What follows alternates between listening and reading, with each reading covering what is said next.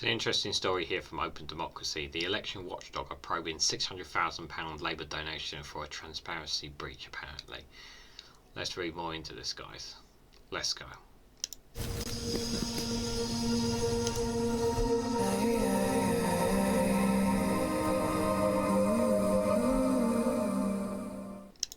Good morning, good afternoon, good evening, guys, wherever you are in the world. This is REGANELITE here with an article from Open Democracy with the headline, The Election Watchdog Probing £600,000 Labour Donation for Transparency Breach.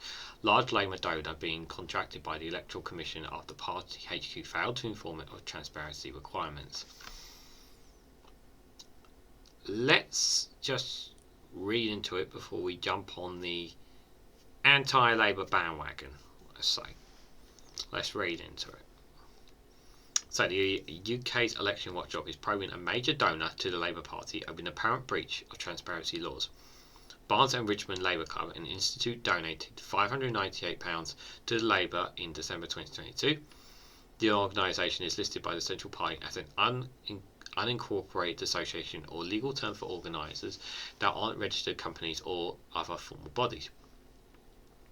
But the Barnes and Richmond Labour Club doesn't appear in the register of unincorporated associates despite having donated more than £500,000 to Labour. As a result, it is not accounted for the source of these funds, although its former secretary told Open Democracy the cash had come from the sale of the club, including itself.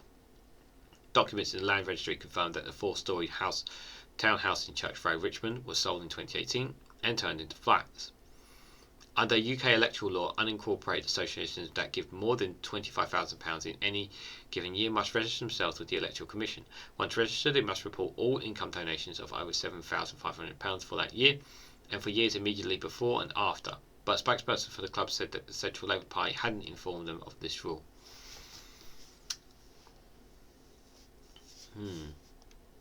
So whose fault is it then? So was it really a case that they weren't told? Or was it really, is it a simple case, see, here's the thing, right, this is two ways, guys. Is this a case of Labour taking money they're not supposed to be have, or is this a simple misunderstanding that they didn't follow the rules? And if they didn't follow the rules, should they pay that money and then implement the rules again? That's the kind of the question, really. I'm sitting on the fence right now.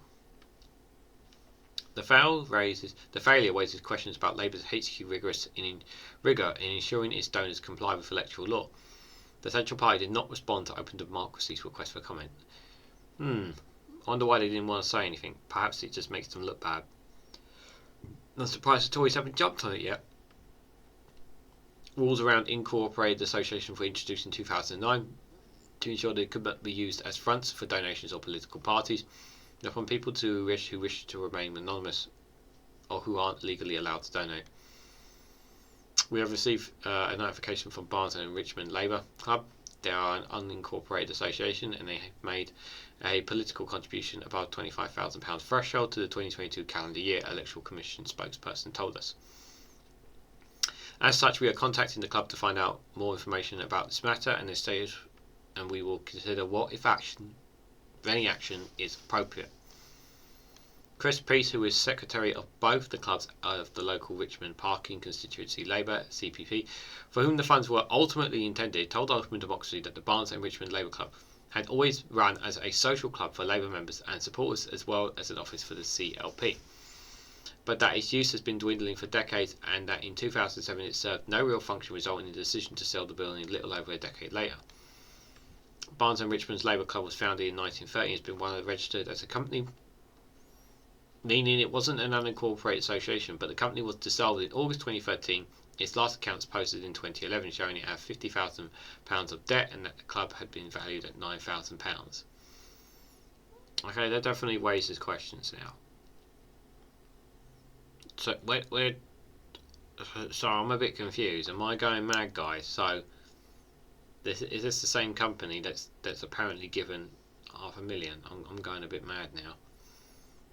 Affluent Richmond Park is currently a Liberal Democrat seat held by Sarah Ollie, who beat former mayoral candidate Zach Goldsmith in 2016. Only subsequently took it in 2019 after Goldsmith, now a Law, won it back in 2017. The seat has never gone to Labour since its creation in 1997.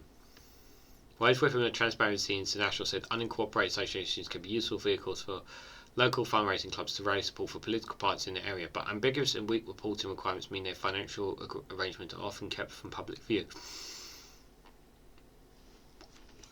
Very few of these groups actually report the original sources of their donations, making it far too easy for money to dubious origins to fund political parties. Clearly, donors should be able to abide by the current rules, but to bring dark money out of the shadows, we need a significantly lower threshold for transparency over these donations. I don't know whether or not that's all of the story. I mean, the headline is very damning, but I'm very skeptical of this, guys. Like, if I'm very skeptical of this one, guys. I don't know whether or not I do question this story a little bit, if I'm honest, guys. I do agree that transparency needs to improve when it comes to political donations. Personally, I think there shouldn't be any donations to political parties because it allows people, private companies, private men to have influence in politicians, and we don't want that. We want them to serve us, the constituents, not actually businessmen, billionaires, people who have their own interests at heart rather than others. We want them to work for us, because that's the whole point of them being a constituent for us, don't we? This £500,000, it's something I don't know. I like the way I've been reading this, guys, just makes me feel like, is this really Labour's fault? Are they really to blame for not reporting all these? And the other thing is, as well, is that they were not told. They said that the Central Labour Party hadn't informed them of the rule, and yet they've been around since 1936. Am I going crazy here? Like, something doesn't feel like, all this sounds incredibly dodgy. I don't know if this is open democracy not covering all the angles. I don't know if this is a case of Labour just making a simple mistake or a simple misunderstanding, or if it's really a case of Barnes and Richmond Labour Club trying to pump as much money into the Labour Party as possible to give them the best chance of winning the next general election. There could be potentially all these things, guys. My gut tells me that what does my gut really tell me out of all these three?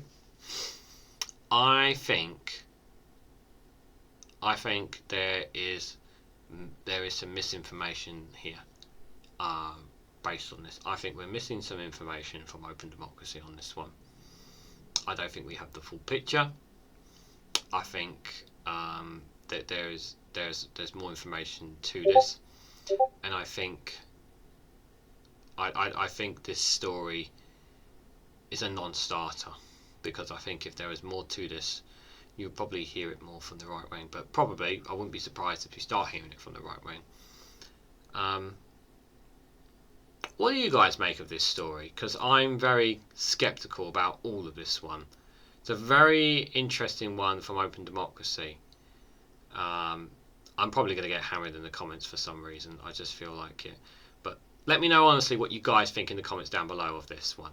Let me know what you honestly think, because I'm very skeptical about all of this. I don't know whether it's like Labour to blame, whether it's the Barnes and Richmond Club for not doing their part properly, or if it's just Open Democracy haven't given all the information. Something is amiss, that is for sure, with this story, guys. Let me know in the comments down below what you guys think. Like, share and subscribe as always. Thank you very much for watching, and I hope to catch you all very, very soon.